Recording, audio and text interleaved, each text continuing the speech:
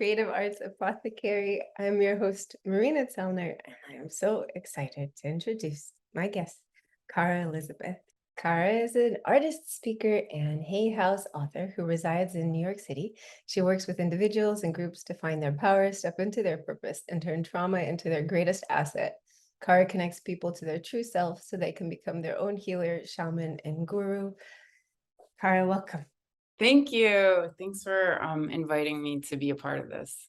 Oh yeah, I'm so happy to speak with you and to include you. This is wonderful. We were just talking a moment ago that we go a little ways back. Yeah. We started off together. We met at in art school at Cal Arts. We were both in the experimental animation program, which is pretty it's a pretty special place in my experience, pretty unique. It's a lot of self-taught artists. Yeah. Both you and I, we had a very creative experience. Arts. But so I guess our creativity, we took it deeper or next level. Like, all right, what do I want to speak to? Just how there's creativity, and then there's really sort of letting your creativity be a healing experience. Can you talk a little bit about that? Like how you started off, and then where you took the whole experience? Um,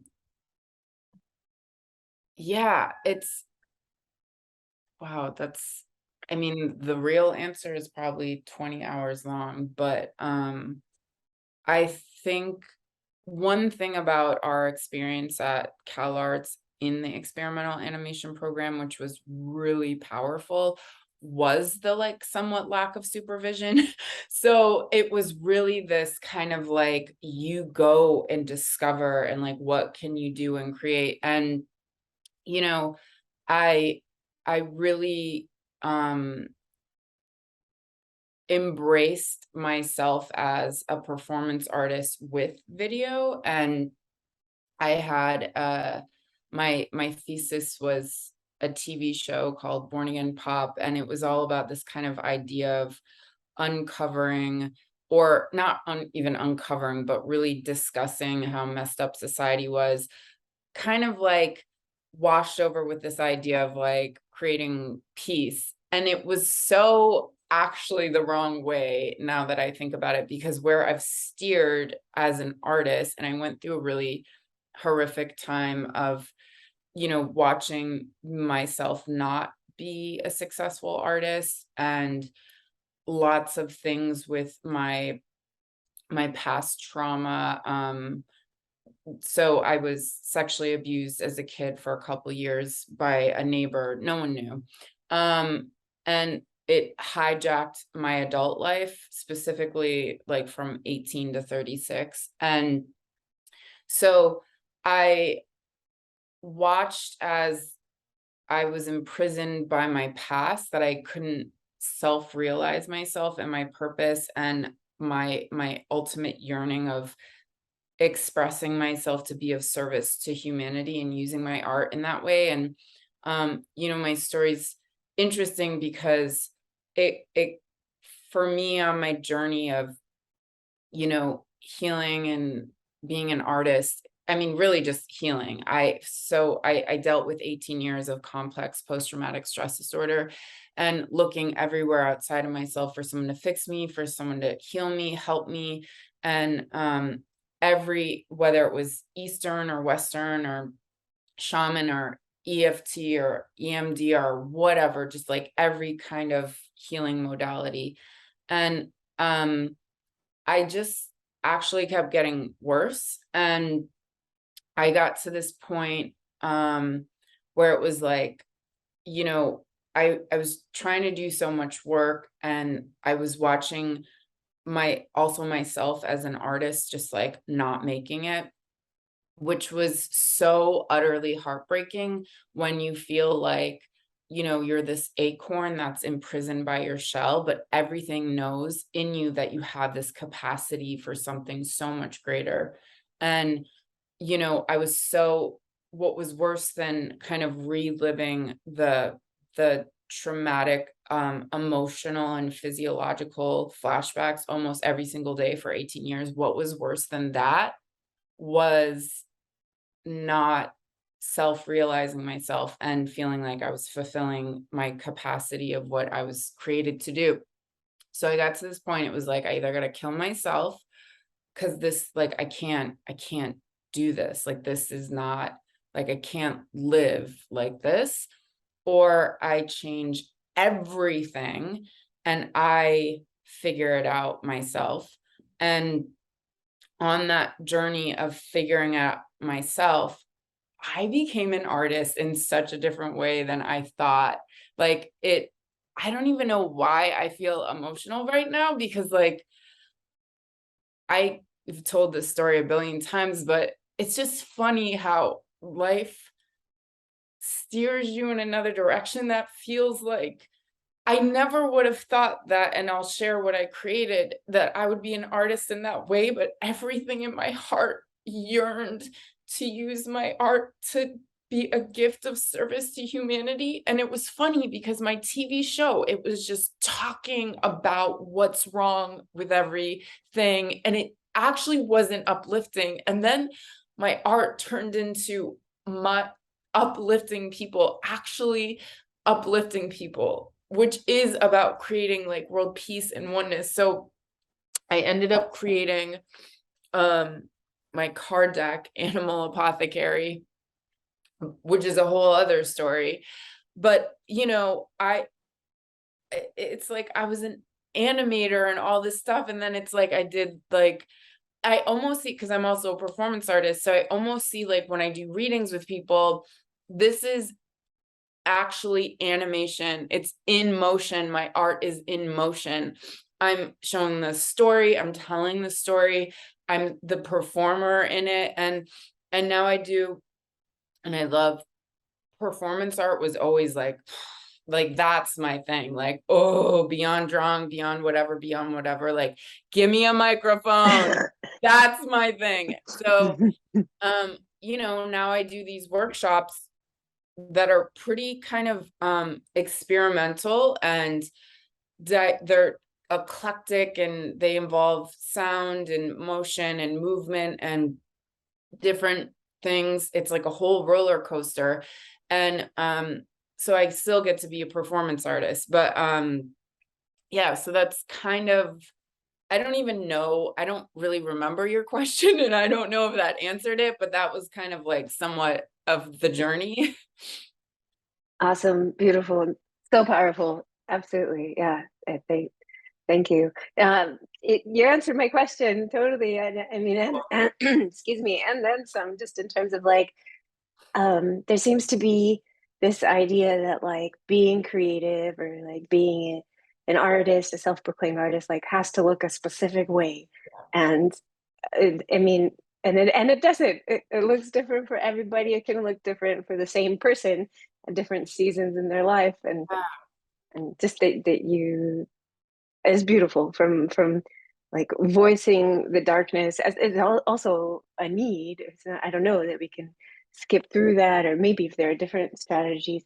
But for me, in terms of like what you said, you know, TV show about talking about what's wrong. I mean, I totally relate. I wanted to draw about what's wrong. I wanted to shine the light on that darkness, and kind of, I don't know, that was part of the process. Like in order to later, my art is so different now. It's like all cheerful and uplifting, like you say, not on purpose cheerful. That's just like when you connect to that call of like wanting to serve the world through the medicine of art, then it like leads to joy, even as as life goes like this.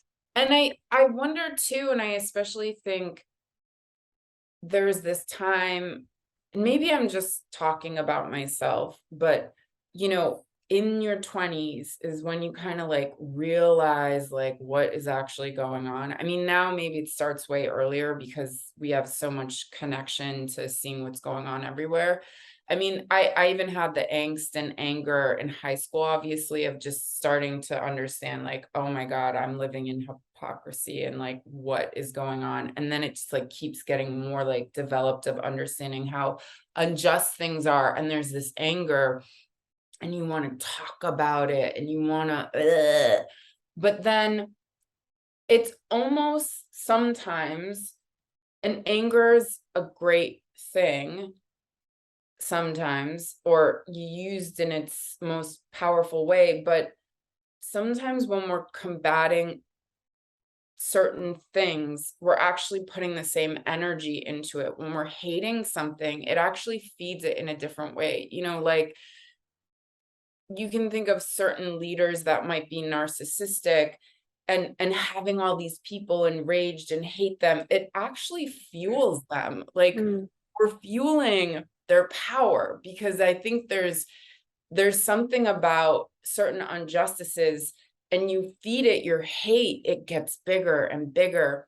And I think we've been doing this, you know, what does it look like to love and forgive? And it doesn't mean we put up with injustice, right? It doesn't mean you lay down and become a doormat, but there's a sophistication in not feeding the thing with the same level of intolerance that we're mad at.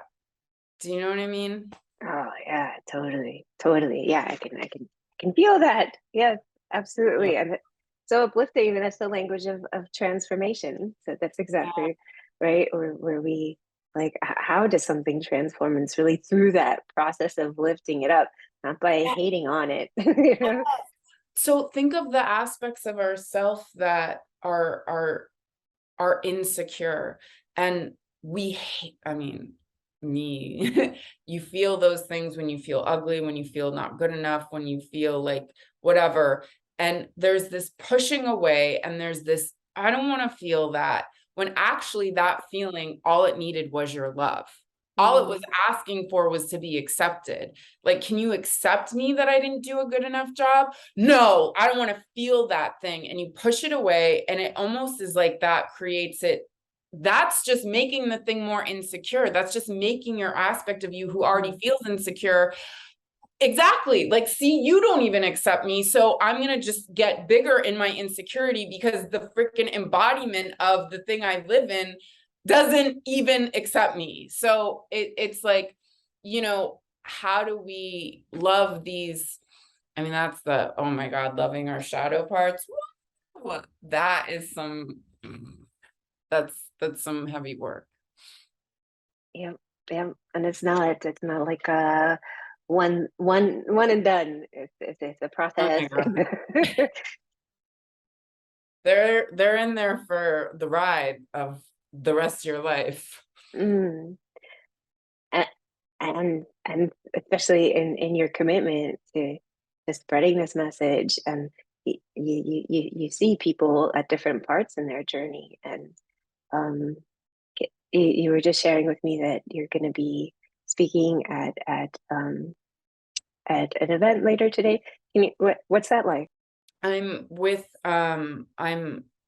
a part of an organization with Gucci for women's empowerment, and we do things to help uplift others. And one of the things that I've been kind of my focus and being a part of this board is Chip's Women's Shelter. It's in Brooklyn. So it's just getting involved with, you know, serving in whatever capacity. And Chips is it's in Brooklyn. It's a really beautiful shelter that helps women with infants and toddlers kind of get on their feet, of whether it's financial or work or whatever, or they were coming out of a difficult situation, to just create a space for them to then and give them the tools to go on and do other things. And you know, working with them.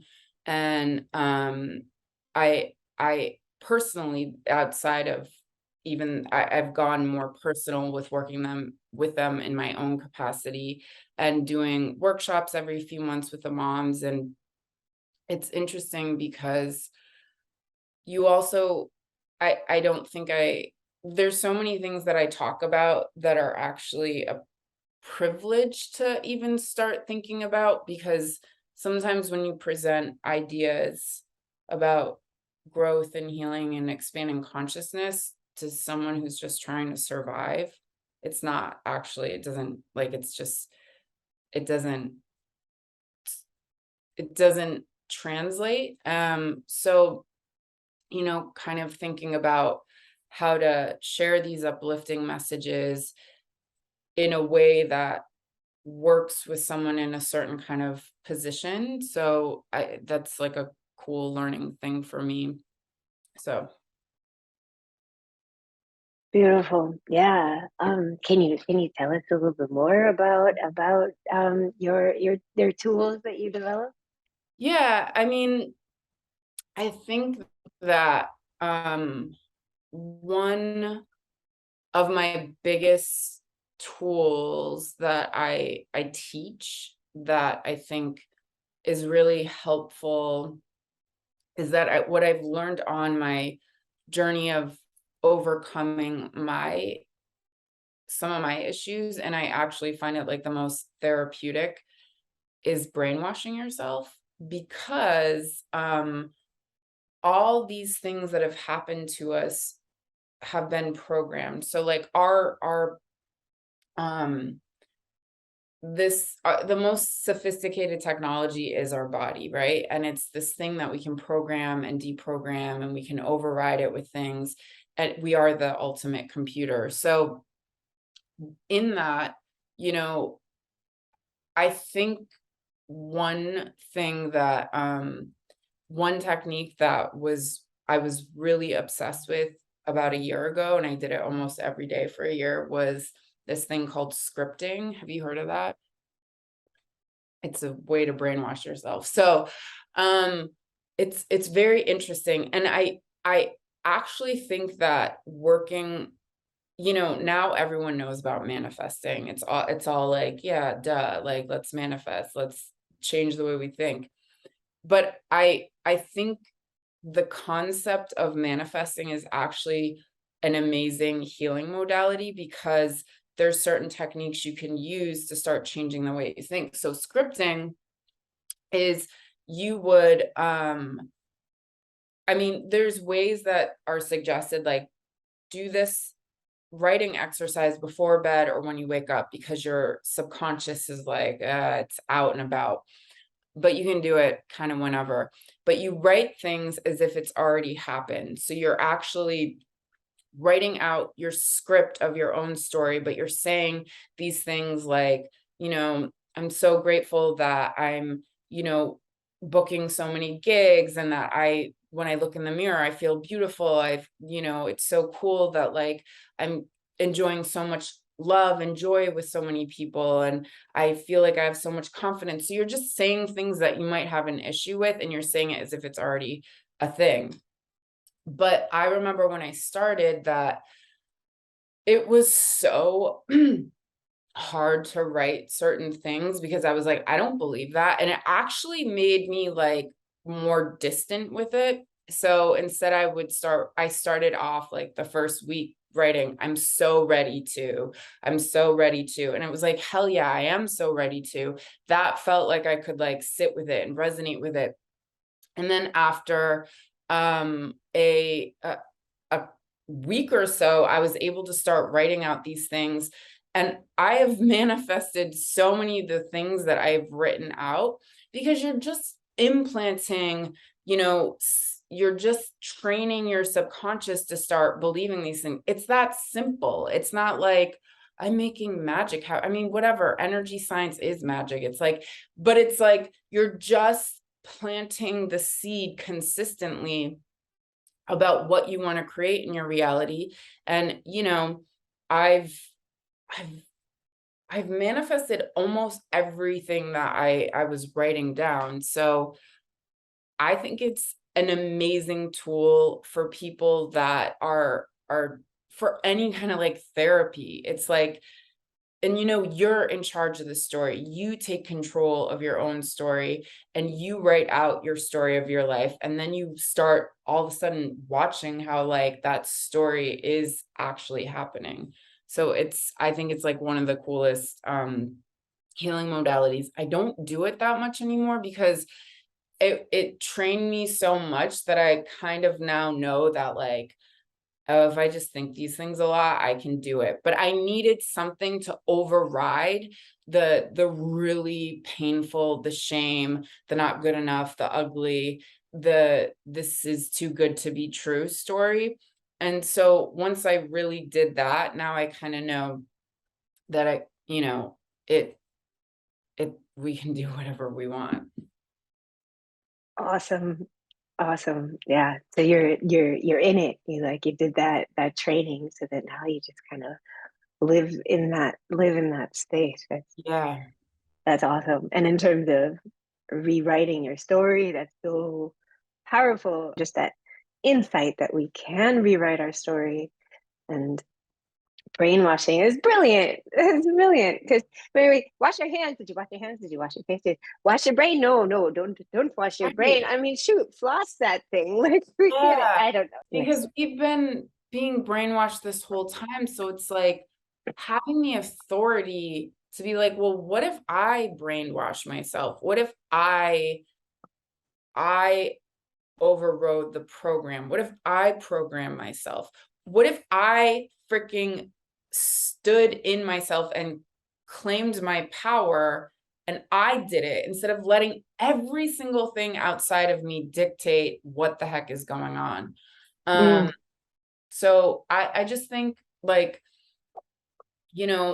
I think with certain traumas, like the majority of them, there's this thing that happens where we completely identify as the victim. And for me specifically, especially with repeated sexual abuse as a kid, you are being programmed that you're a victim. Like that's it. So you grow up and you're a victim and everything is through the lens of a victim. And, for me on my journey of always looking for someone to fix and heal me was victim. Like when it was for me, the most healing thing, and I can't say this to everyone's specific trauma, but I can with authority say this to people who have gone through being molested as kids, is that the biggest thing that is going to help you overcome your past is finding your power within and you fixing it's not even this thing that needs to be fixed because mm, trauma energy is it's not broken, it's just energy, and it's energy like an atomic bomb. So it's this thing that can destroy everyone around you and destroy yourself. But the way an atomic bomb works is also similar to how the sun shines. So what if you actually took that energy and you transformed it and you shined it? So it's not about you're broken, you need to be healed, you need to be fixed. No, you're just living with this most epic, monumental freaking energy inside of you. And if you just let it take over, it will freaking destroy you. But what if you take control and you shape that and you do so that it's like, yeah, that's what I created. I made the most amazing thing out of the most horrific thing. And so this idea that, when these things happen to us that are so horrific, it's almost like it can seem like you are such a victim, but that's also the moment when you're initiated to become a warrior. And when we look at our this world we live in that is duality, it's like you can only know hot because you know cold. So me knowing, like, for me to really step into my power and be this powerful creature, I actually have to know utter powerlessness. So it's kind of changing the way that we're looking at, you know, healing and these things that are happening to us, because it means whatever you experience, whatever is so horrific, you're actually meant to know the exact opposite of that. Because it's like, you know, if you know suffering on this level, that means you can know joy on that same exact level. If you've only known suffering down here, then maybe like your understanding of joy is at that, but it doesn't really matter because you don't know if you don't know if you don't know, like, right? But there's these gifts that come out of knowing really painful things. And that's the justice, is that, and it's a choice, but you can actually know the exact opposite of the energy of that thing. And to me, that's the justice. And you can even, I think there's something so beautiful and profound about the energy of trauma that has this ability to awaken things that have been dormant, possibly in our DNA for generations. And if you really work with it, it breaks open these gifts that could have never potentially been self-realized if you weren't working with that energy. So it's kind of like, you know, it's like a sophisticated kind of like samurai situation. Like, how do I, like, you're holding this energy that will kill everyone and yourself, but you can also, if you mold it and shape it and transmute it, it shines like the sun, and it's warmth and it's love and it's light. So I'm just like, you know, instead of being like, oh, this is so horrific and this is so awful and I'm so sorry that this happened to you, like, I'm not sorry. I mean, I never want to go through anything like that again, but I know that those moments led me to my greatest self. So getting empowered about these horrible things we go through. So good, Cara, and so good. Yeah, the way you call it an initiation, all of it, that the gift in our experiences, in terms of, you know, not taking it personally, which is, you know, easier said than done. But when you understand that that it happens to everyone in some capacity, may it happen from now on only in the nicest kindness Exactly. ways. Right. And I'm thinking now, since we have that animation background in common, it's just it's a principle of movement. It's how you make things move, is that you go in the opposite direction first before you can really propel yourself Yeah. forward. The So rubber, it's the slingshot. You gotta go go back all the way. If first. you want to go really, yeah. But the more Yeah, you pull it back into that like darkness, is the farther it can go into the light, you know? totally. And it's even just the way that my personal experience with certain kind of different healers, and I totally honor, I think it's so important for everyone to be able to ask for help, to get help, to find the person that empowers them. But it was interesting because for the most part on my journey, it wasn't, especially like Western therapy was not empowering. It was more about diagnosing and like, let's cover, like, just throw this medication at you, and like this constant like diagnosis. You know, you start to be like, well, I am this victim. My body's against me, my mind's against me. I have this disorder, and you identify as that, and which more victimizes you. And I'm more interested in looking at how our pain is actually our greatest asset, how our pain is what allows us to be our most powerful self, and really empowering people to start to change their understanding of these things that have happened. And you need distance from it to call it a gift. Like, you need this, like, you can't, it's just, but with the distance of time, okay, there begins to be an understanding of like the different kind of capacities that you've been able to grow, that joy could have never brought you, that comfort could have never allowed you. And, you know, I think even just using that kind of understanding in the little things in life, like if your boss says something that, and then like little, you know what I mean? And it's like, just looking at every single thing of like, how can I grow from this? What am I learning? What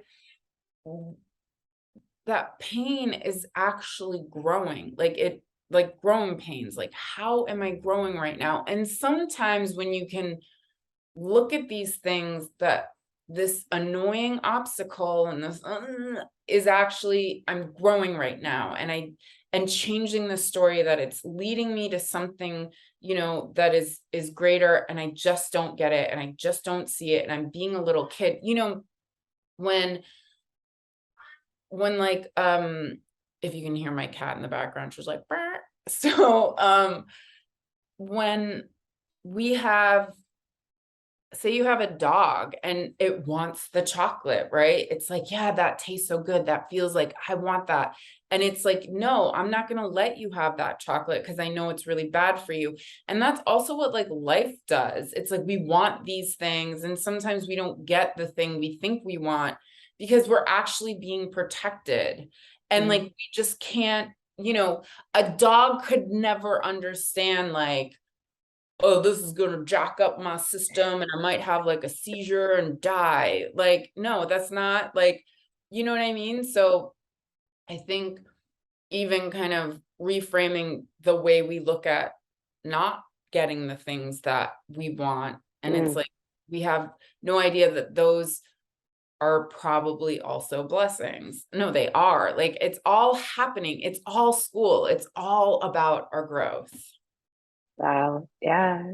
It's all school. It's all about our growth. Wow. So powerful. Cara, if I could keep hanging out with you for just hours, I really enjoy it. I'm so happy to connect again. So just quickly, before I get carried away, excuse me, you offered generously to do a reading Yeah. for the audience. Yeah. And so if you say a little bit more about your deck, Yeah. and right quick before, you have a free gift also for the audience. Can you tell us about that? Yeah, so I have an audio for overcoming, it's like a guided meditation for overcoming current challenges, overcoming obstacles. So I'm trying to think of like the easiest way for your subscribers, if you could email me personally at info at Cara Elizabeth Speaks, or if you're an avid participant with Marina, like let her email her that you want it, and you would obviously let me know and I can send this to you.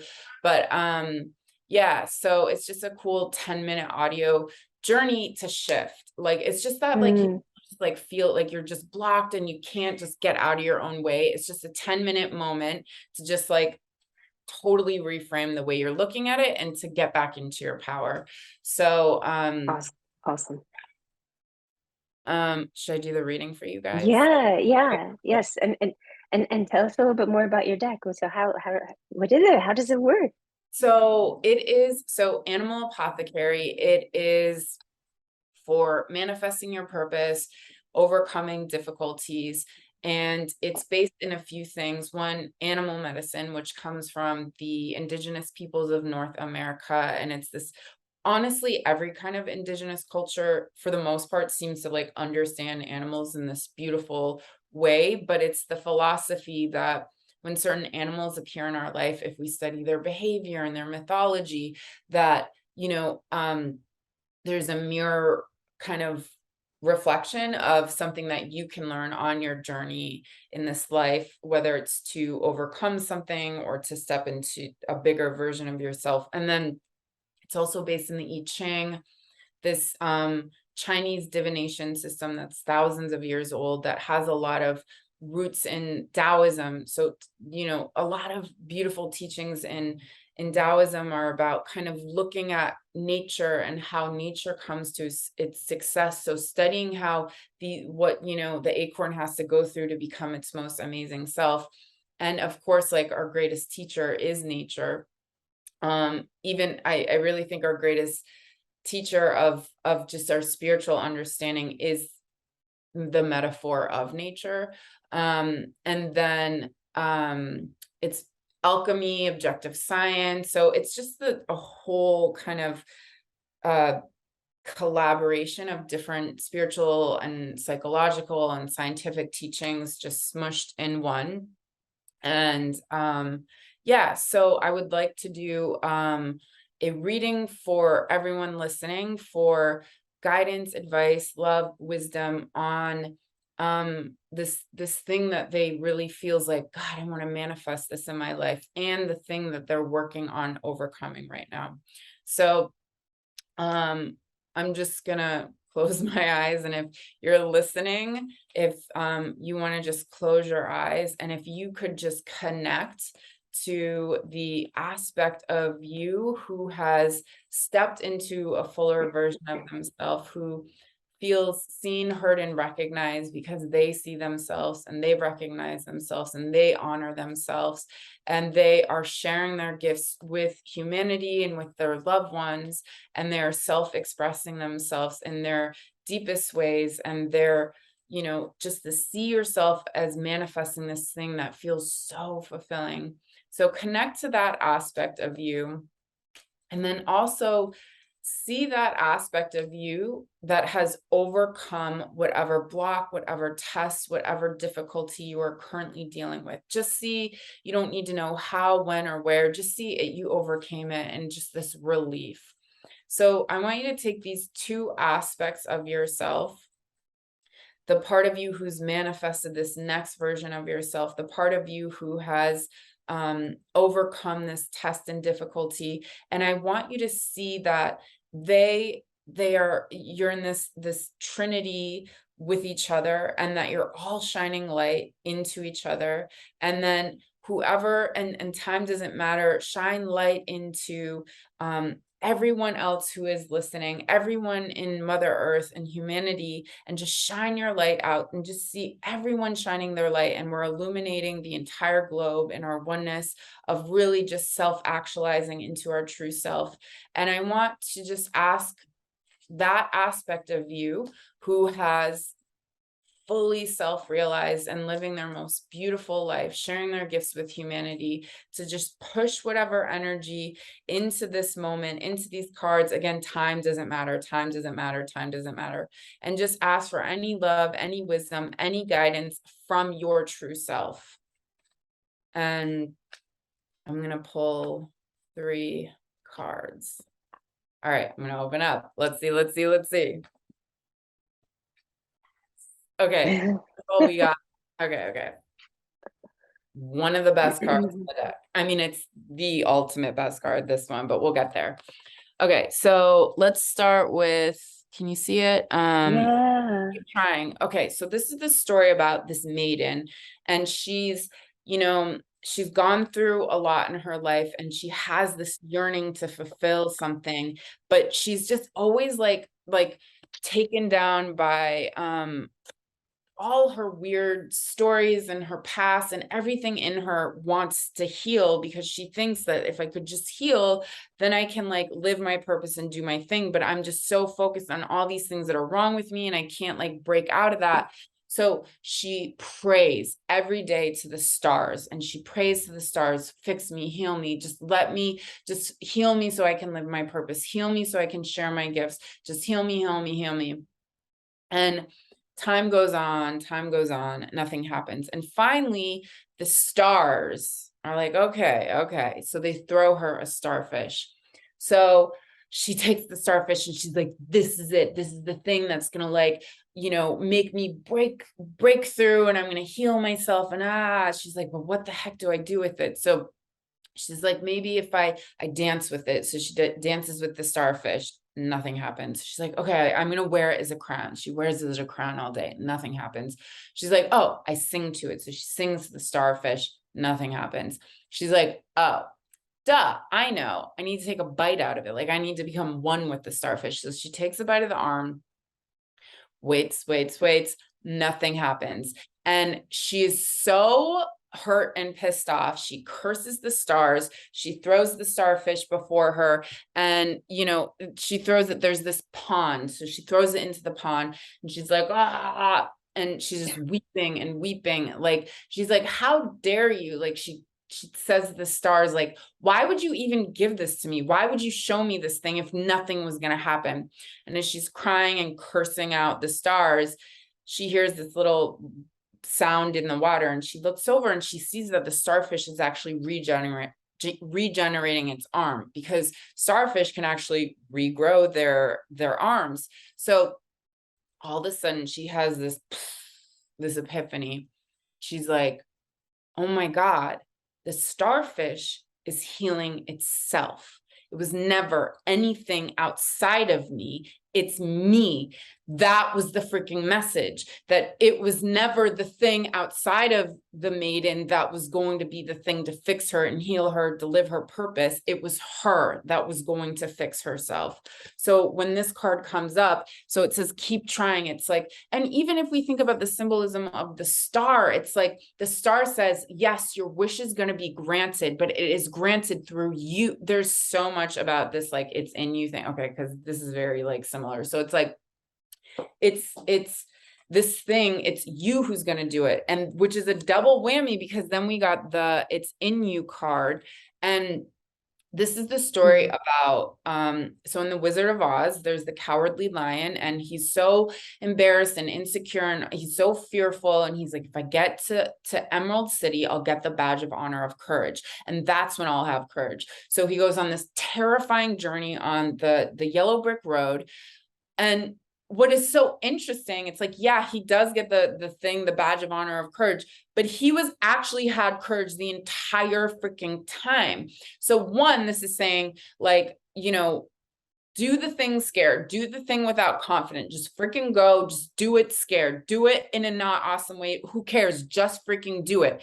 But on a deeper level, it's like, you already are the thing. It's, and once you start acting like the thing you're trying to get, you'll get it on the outside. But it's not about trying to get it on the outside. It's about realizing you already are the thing now, being that thing now. And this is like, you know, we often think like, once I have this thing, then I'll be that thing. No, be the thing now. How does the aspect of you who has manifested their heart's deepest desires, who is living their greatest life, how do they dress? How do they walk down the street? How do they look at life? Be that person now.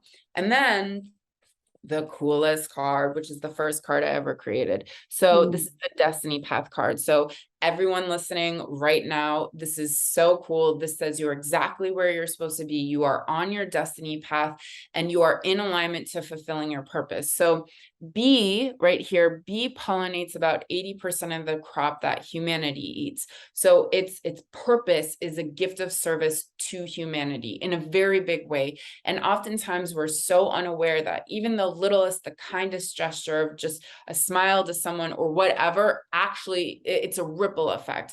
But this is saying that you have this gift that you are meant to share with humanity, and that is your purpose. And then we see the king snake, non-venomous. It is friendly for the most part. Like, you could have it as a pet, but oftentimes we'll eat poisonous snakes bigger than itself. So it's this idea of being able to ingest something toxic and turn it into something nutritious. So this philosopher's stone in alchemy, it's about, you know, transmutation. So this is saying you can take your deepest pain, you can take the most toxic, horrific thing that happened to you, because you can't destroy energy, but you can flip it, you can change it, and you can utilize that energy and use it a part of what your gift is, this thing that you are meant to share. And then omnius unus est, everything is connected, everything is one. There, you know, it's just saying that there's everything happening to you was always a part of the plan, and that you know, it's so important to understand. And for anyone listening, you're exactly where you're supposed to be. You have these gifts that you were created to share. You were created to use this, and that your gifts are service to others, and that you can take your deepest pain and turn it into your greatest asset. And then the all-seeing eye is like life. It's above you, it's below you, to your right, to your left, that it's been actually helping and guiding you and pushing you towards this, even if sometimes it feels like you put me through the ringer, like you really did, like I really endured some effed up stuff. It was actually, it was still a part of the plan and leading you to your greatest self. So very cool card to receive. And that's Awesome. it. Awesome. Cara, thank you so much. Thank you for the empowering words that you do and work that you do, and for sharing it with us. And Absolutely. Yeah, thank you. And if I could just share, if people want to get in contact or whatever, my website is caraelizabethspeaks.com. So there's like contact, or, I do, I have an email list, so I send out cool things. And then, I also, you can see, I do like weekly readings on, Instagram at Animal Apothecary Cards, and on TikTok, Cara Elizabeth Speaks. But also, if you're just like looking for some kind of a tool to just get you into a better headspace, help you manifest your purpose, Animal Apothecary, it's on Amazon, Barnes and Noble, wherever. You can like get it everywhere. So yeah. awesome, beautiful. And I know it'll make a great gift, like for yourself and for people you love. Yeah. So yeah, from strength to strength. I'm so inspired. Thank you, Cara. Thank you so much for letting me share myself. And to the audience, remember to keep it creative as much as you can, and have a great day. Awesome. Bye.